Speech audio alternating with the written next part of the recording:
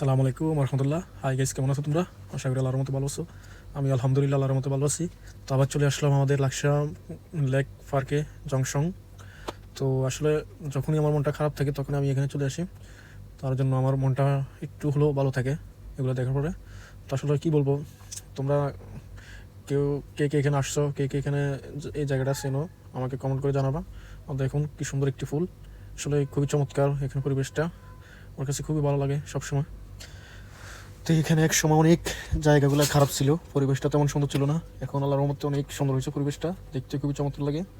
তো আমার মতন যারা সিঙ্গেল এখানে আসে তারা আসলে সেটা ফিল করতে পারবে না।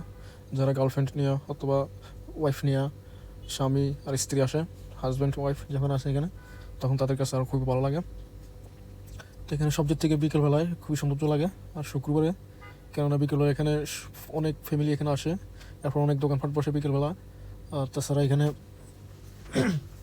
কোনো একটা ঝামেলা নাই, কেননা এখানে আসলে অনেক লোকজন আছে, তারা এই জায়গাটা পরিচালনা করে।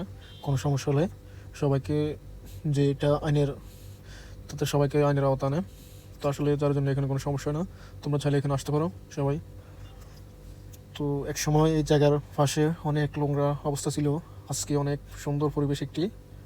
তো আসলে সব সময় এখানে যাওয়া হয় না, যখনই মনটা খারাপ থাকে তখন এখানে আসি।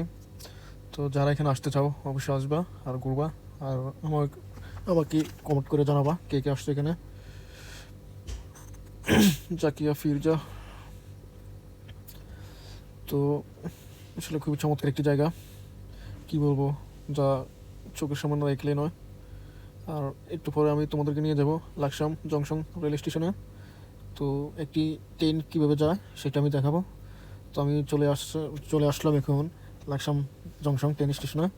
দেখুন ওরা বসে রয়েছে কীভাবে মাছগুলো নিয়ে, তারা খুবই একটি রিস্কের মধ্যে আছে, তারপরে ওরা জীবনযাপন করতেছে, কেননা সবার জীবনে টাকার কিছু প্রয়োজন। আসলে যে যেভাবে পারুক সেভাবে কর্ম করে খাইতেছে। তো এটা একটি তাদের ছোটোখাটো ব্যবসা, যে কোনো ব্যবসায়, যে কোনো কাজে কোনো শরম নাই। তো আসলে ওরা কাজ করে খাতেছে, অন্তত চুরি তো আর করতেছে না। তো ওরা কিন্তু খুবই রিক্সে বসেছিল। আমার কাছে এই দৃশ্যটা খুবই খারাপ লাগছিল, কারণ তাদেরকে যদি একটু আলাদা একটা সিট দেওয়া দিত, তাদের মাছগুলো সুন্দরভাবে নিয়ে বসতে পারতো। তো এটা হয়তো চিটাগাং যাবে ট্রেনটা, আমি সঠিক জানি না, তারপরে একটা আইডিয়া হিসাবে বলছি চিটাগাং যেতে পারে। তো আসলে ট্রেনগুলো যখন যায় তখন নিজের কাছে খুবই ভালো লাগে, ট্রেনের আওয়াজগুলো অসম। অনেক, যখন আমি ছোটো ছিলাম তখন সে লাকসাম থেকে সিলেট যেতাম, এরপর সে লাকসাম থেকে চিটাগাং যেতাম, অনেক ট্রেনে ঘুরছি। এখন বড় হয়ে সেগুলো ঘুরতে পারি না, কেননা সময় নেই, সময় দিতে পারতেছি না, দেশের বাইরে থাকি, এই জন্য আসলে ট্রেনে যাওয়া আসা এখন তেমন একটা চলে না। তো ট্রেনটা খুবই অনেক বড় ছিল, তেমন ছোটো না, অনেক বড় ছিল।